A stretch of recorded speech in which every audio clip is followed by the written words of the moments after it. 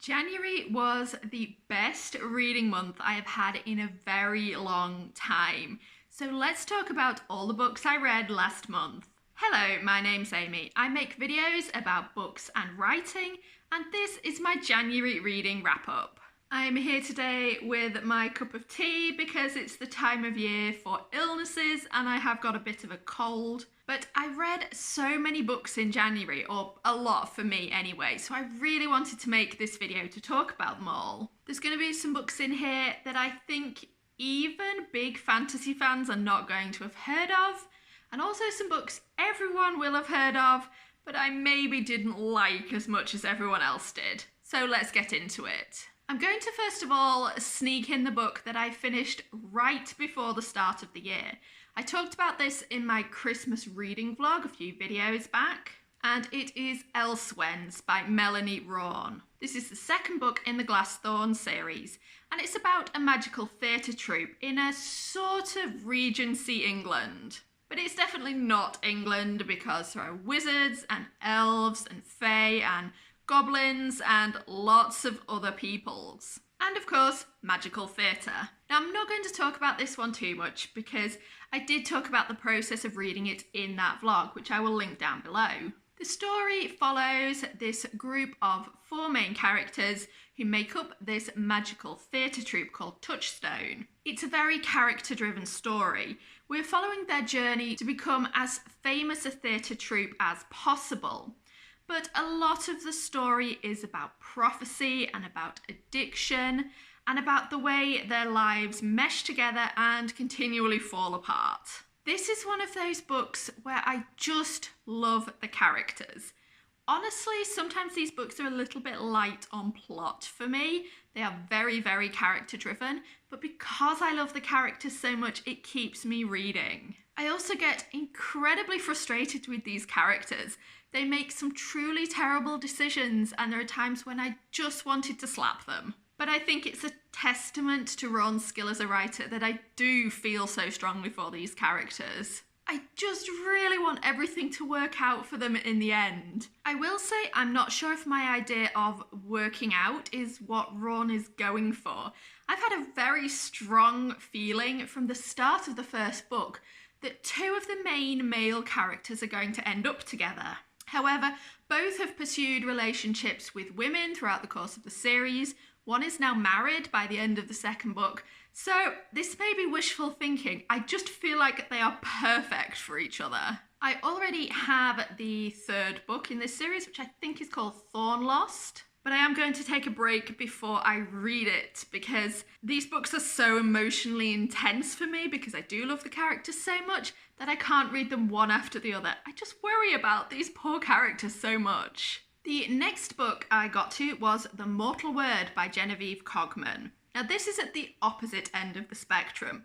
All the characters in these books are very competent and I don't worry about them at all. Irene, our main character, is a librarian spy. She works for an organisation called the Library and their job is to steal books from different magical worlds to create balance in the universe. And that is balance between the dragons, who represent order, and the fae, who represent chaos.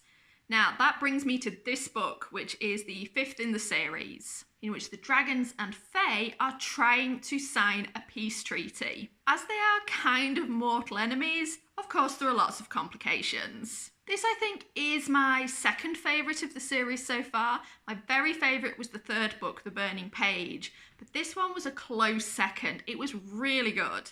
These are fast-paced and intricately plotted books that keep you guessing. They are so much fun to read. I really speed through them. There is so much fun and inventive world building. I really love Irene as a character. She is, as I said, very competent, but she's just always put into the worst possible situations and then has to find a way out of them. And what book lover does not want to read about a giant magical library? This is one of those book settings that if it was real, I would be there in a heartbeat. The 3rd book I picked up was one I have a hardback of.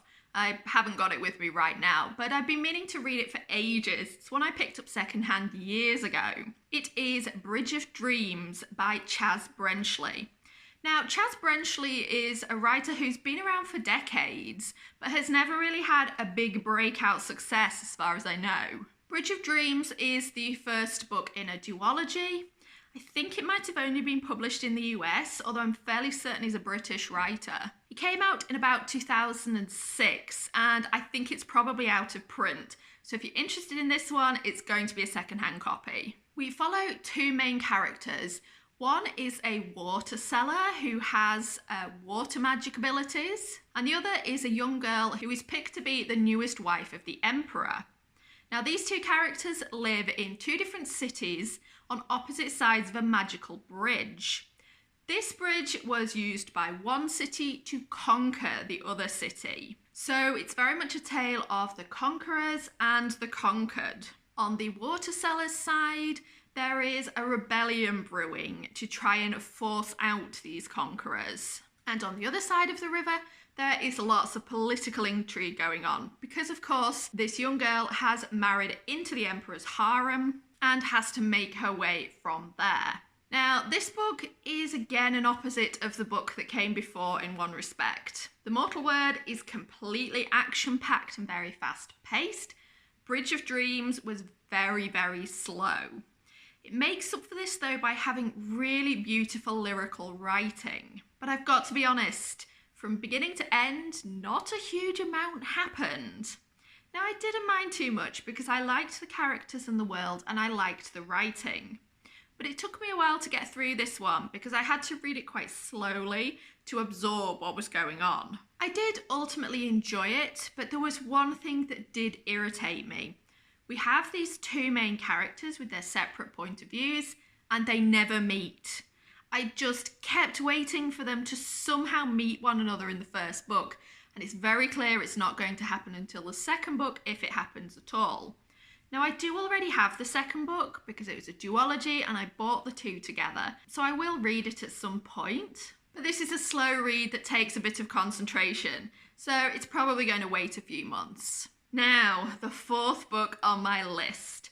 I won't say I'm nervous to talk about this, but I definitely didn't love it as much as everyone else seemed to. And it is Red, White and Royal Blue by Casey McQuiston. Booktube kind of went wild over this book. I haven't seen anyone who disliked it. And I will say I didn't dislike it, but I didn't absolutely love it either. The biggest problem for me simply came down to the fact that I never really connected to the two main characters, Alex and Henry. Alex, if you don't know, although I think everyone on BookTube does by now, is the son of the president. Henry is a prince of England.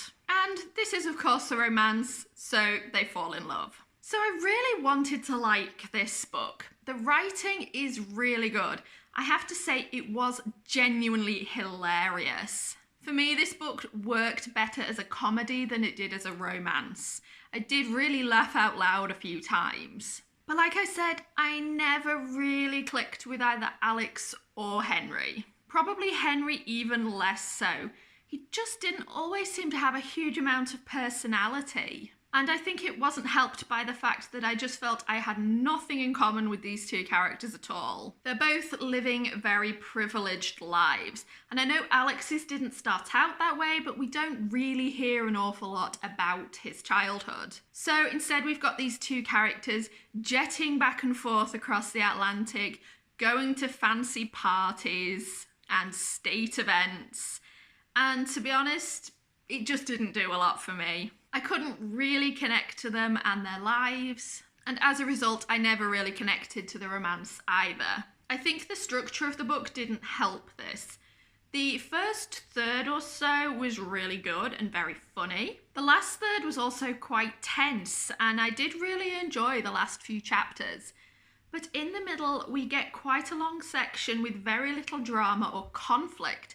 It's just Alex and Henry being cute with one another, which is fine, but for my taste, it just went on too long. This, to me, honestly, is more the realm of fanfic. I've read plenty of fanfics where it is just two characters pursuing a happy, cute relationship, and that's great. But there was a little bit too much of that in Red, White and Royal Blue for my liking. I did almost DNF the book right in the middle because honestly I was a little bit bored.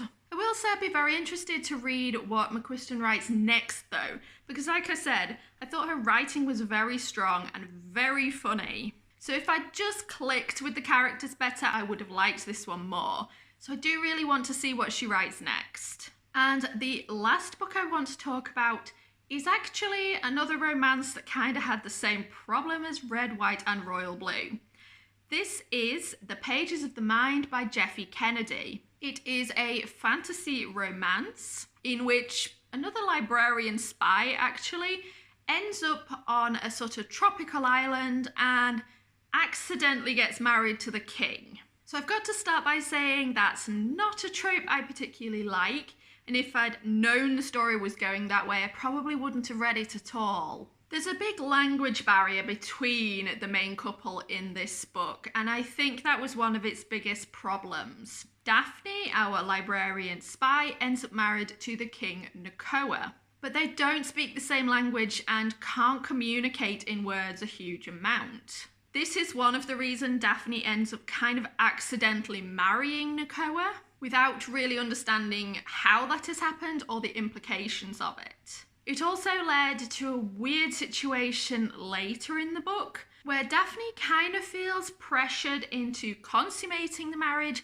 because otherwise Nakoa is going to possibly lose his throne or be executed. Now, in some ways this sounds worse than it was. I will say Kennedy did a really good job of never making the romance feel as forced as it could have done. There is a genuine connection between Daphne and Nakoa, but the whole setup was a bit weird for my liking. And as a result, again, I just never really clicked with these two characters as a couple. I will say I really liked Daphne. I did not like her with Nakoa, which is a shame because this book had so much else going for it. The backstory and the history and the magic and the world building, I really enjoyed. There is so much going on here. I will say there was sometimes a little bit too much. I sort of vaguely knew going into this book that there was another series set before it in the same world. What I didn't realise is that you really do need to have read that series to make proper sense of the Pages of the Mind. A lot of information is thrown at you very quickly at the start, and I never completely got my head around it. I am undecided about whether to go back and read that series. I really liked Kennedy's writing, and like I said, the world was absolutely fantastic. I would like to read more books set in it. What didn't do it for me in this book was the central romance. But of course, this is a fantasy romance, so if the romance doesn't click with you, the rest of the book falls flat, and that is the problem I had. And that is everything I read in January. 5 books is way more than I have finished in 1 month in a really long time. And I have to say, it's been great to get back to reading. Let me know in the comments if you've read any of those books or if you share my opinions of any of them.